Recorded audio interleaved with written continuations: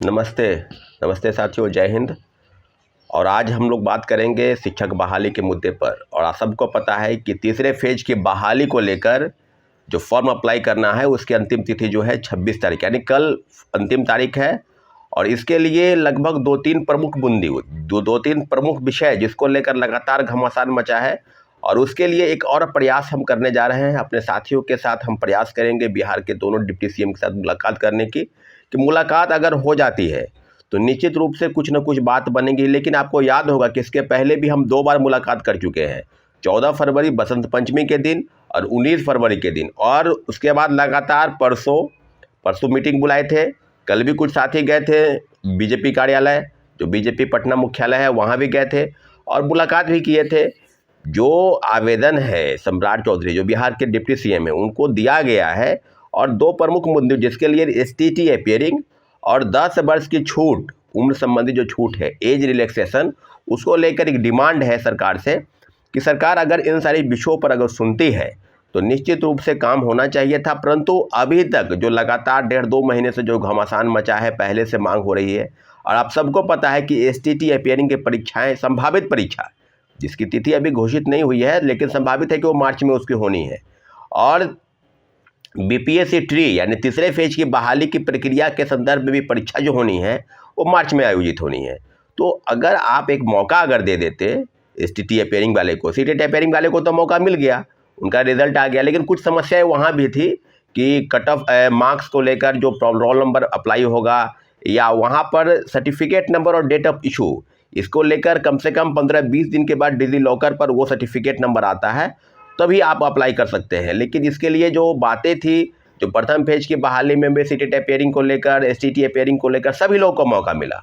और आज तीसरे फेज की बहाली में वो चीज़ें खत्म हो गई, अब उनको मौका नहीं मिल रहा है। सीटेट अपियरिंग वाले अप्लाई कर सकते थे, उनको फॉर्म में भरने के लिए जो है उन्होंने जो चीज़ें बताई है कि रोल नंबर भरना है या नहीं भरना है या क्या करना है, तो एक संभावना कहने की सीटेट अपियरिंग वाले के लिए रास्ता खुल गया। परंतु एसटीटी अपियरिंग और जिनका उम्र खत्म हो गया है, 10 वर्ष की उम्र की मांग कर, आपको सबको पता है कि एसटीईटी की जो परीक्षाएं हुई 2011 में, 2019 में, तो जो 11 के परीक्षा में जिन लोगों का उम्र खत्म हो गया, उन उम्र संबंधित मांगों को लेकर लगभग हम लोग लगातार डिमांड कर रहे हैं, आप सबको पता है। और जितनी भी संभावनाएं हैं, जो चीज़ें आपके संदर्भ में हैं, वो सबको पता कि क्या हो रहा है। तो सारे कड़ी को जोड़ते हुए आवेदन के माध्यम से हम पुनः प्रयास कर रहे हैं कि सरकार के समक्ष, जैसा कि सम्राट चौधरी और विजय सिन्हा जो बिहार के डिप्टी सीएम हैं, अब पहले विरोधी दल के नेता हुआ करते थे इस राज्य में, और दोनों आज सदन में स्पष्ट रूप से सप्लीमेंट्री रिजल्ट के नाम पर कई नेता, सीपीआईएमएल के विधायक संदीप सौरभ हों या एसटीटी अपियरिंग की मांग को लेकर लगातार वो जो प्रेस में बोलते हैं कि होना चाहिए था, नहीं हुआ, तो सारे विषय पर अब एक और प्रयास है कि अगर आज नहीं होता है, नोटिस अगर कल तक नहीं आता है, डेट एक्सटेंड 3 दिन और हो गया, अब तो संभावनाएं बिल्कुल ख़त्म होने की स्थिति में है, तो क्या एसटीटी अपियरिंग वालों को मौका नहीं मिलना चाहिए था? डीएलएड अपियरिंग वाले को मौका नहीं मिलना चाहिए था?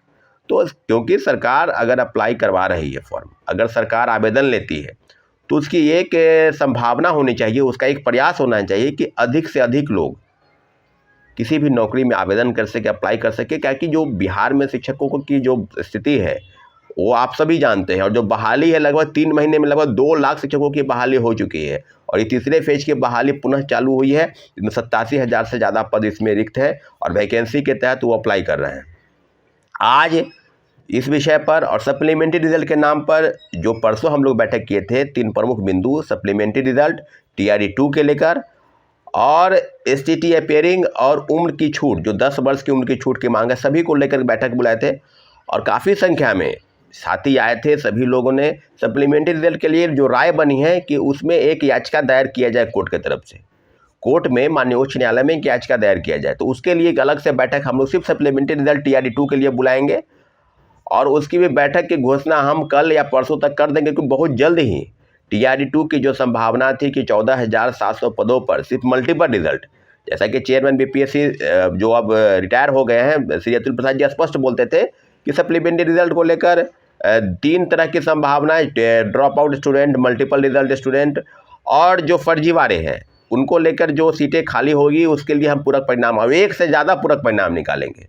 तो 25 अक्टूबर के उसी ट्वीट के हवाला के साथ साथ और तमाम बिंदुओं पर शिक्षा विभाग का वो चिट्ठी जो बीपीएससी गया, बीपीएससी से दोबारा आ गया, तो सारे विषयों पर सप्लीमेंट्री रिजल्ट की संभावना बिल्कुल है। 14,700 पदों पर जिनका 1 number, 2 number, 4 number, 5 number, 6 number या उसी कटअप पर वो अगर हैं और जिनका उम्र ख़त्म हो गया है, अब तीसरे फेज की बहाली में बैठने के लिए बाध्य नहीं है, वो बैठ नहीं रहे हैं, तो सप्लीमेंट्री रिजल्ट के लिए जो कोर्ट केस होगा, जो याचिका दायर होगी, उसमें सभी को बढ़ चढ़ कर हिस्सा लेना है। और बैठक जो है उम्मीद करते हैं कि 1 से 2 दिन में हम बैठक बुलाने जा रहे हैं। आप सभी को, जितने भी लोग मेरी बातों को सुन रहे हैं और सप्लीमेंट्री रिजल्ट के लेकर जो भी TRE-1 में लगभग दर्जनों याचिकाएँ दायर हुई है, सभी में एक संभावना बनाकर हम लोग आगे बढ़ेंगे। TRE-2 में भी याचिका दायर करने के प्रयास हम लोग कर रहे हैं। STT अपेयरिंग के जो छात्र हैं और उम्र संबंधी जो छात्र हैं, उनके लिए एक अंतिम प्रयास हम पुनः करने जा रहे हैं। इसलिए आप सभी से आग्रह है कि आप चीज़ों को समझें कि सरकार के समक्ष जो भी चुनौती है, पहले महागठबंधन की सरकार थी, आज NDA की सरकार है, दोनों ने छात्रों और अभ्यर्थियों के बात पर ध्यान नहीं दिया, उनके समस्याओं का समाधान नहीं किया। आप ये बात मानकर भी चल सकते हैं, लगातार बहाली निकालने से नहीं होता है। ज़्यादा से ज़्यादा संख्या में लोग आए, अप्लाई करें, और जो फर्जीवाड़ा हुआ उस पर तो एकदम से चुप्पी साध रखे हैं। खाली के पाठक का प्रकरण जो है वो सुर्खियों में है, कभी क्या होता है, कभी सदन में क्या होता है, कभी क्या बोलते हैं, कभी छिट्टू की लोग क्या बोलते हैं।